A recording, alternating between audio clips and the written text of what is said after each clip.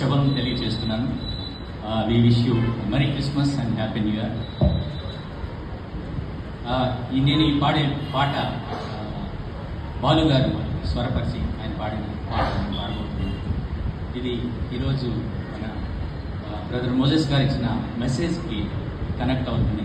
మనం ఈ సంబరాలు చేసుకుంటూ ఉంటాం. ప్రతి సంవత్సరం క్రిస్మస్ రాగానే యేసయ్య పుట్టుకని ఆనందంగా సంతోషంగా జరుపుకుంటుంటాం. కానీ అదే సమయంలో ఆయన పడ్డ శ్రమలు, ఆయన పడిన శోధనలు మనం జ్ఞాపకం చేసుకోవాలి. ఈరోజు మీకు ఆ శోధనలు ఒకసారి జ్ఞాపకం తీసుకురావాలని ప్రయత్నిస్తున్నాను.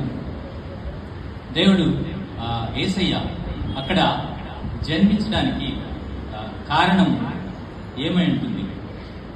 లోకంలో పరలోకాన్ని వీడి ఆయన నోటి మాటతోటి ఆయన భూమి ఆకాశాలను సృజించగలిగిన దేవుడు ఈ భూలోకంలో ఆయనకి స్థలము దొరకలేదు.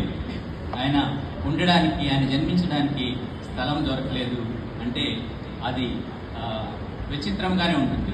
ఆయన శాసిస్తే రాజుల ఇళ్లలో ఆయన జన్మించగలడు. కానీ ఆయన ఆ పశువుల పాకలో జన్మించడానికి కారణం ఏంటంటే దీనులము, అల్పులము, దరిద్రులమైన మనల్ని, తర్వాత పేదరికంలో ఉన్న మనల్ని, మన శ్రమల్ని ఆయన అర్థం చేసుకొని మనల్ని ఆ పాపాల నుంచి, ఆ దరిద్రాల నుంచి మనల్ని విడుదల చేసి దరిద్రుల నుంచి మనల్ని ధనవంతులుగా చేయడానికి ఆయన దరిద్రుడయ్యాడు అని చెప్పి 2 కొరింథీ 8వ అధ్యాయం 9వ వచనంలో చెబుతుంది. అందుకే ఆయన ఈ లోకములో ఆ పశువుల పాకలో జన్మించడం జరిగింది. దానికి ఆయన ఈరోజు మన మోజెస్ గారు అందులో పాకను చూపించారు. అందులో మీకు బండతో రాళ్లతో చేసిన తొట్టిని చూపించారు. ఆ పశువుల పాకను చూపించారు. కానీ ఆ తొట్టిలో ఏముందో మీకు ఆయన చూపించలేదు. ఎందుకంటే నేను రైతు బిడ్డని. ఆ తొట్టిలో ఏముంటుందంటే పశువుల కోసం మనం మిగిలిపోయిన అన్నాన్ని, ఆ గంజిని, లేకపోతే ఆ కిచెన్ వేస్ట్ అంతా అక్కడ వేస్తారు. అది అక్కడ దుర్గంధం వస్తూ ఉంటుంది.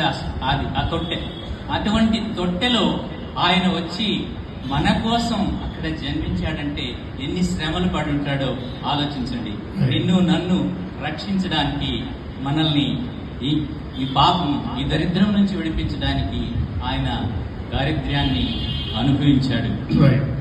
Okay, now let's go in to the songs. ఎంత దీనమైన స్థితి అది కదా, ఊహించుకుంటేనే మనం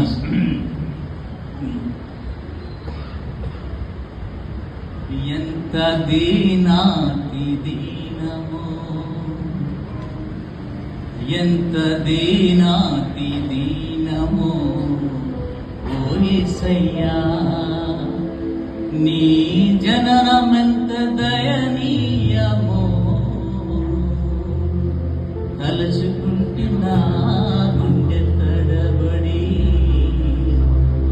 కరిగి కరిగి నీరవుతున్నది. ఎంత